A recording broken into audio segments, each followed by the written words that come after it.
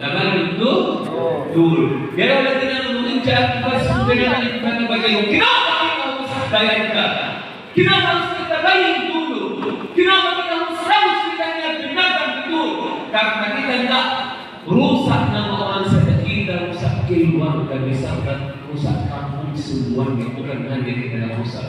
Oh, ini kampung kemarin mereka melakukan zina.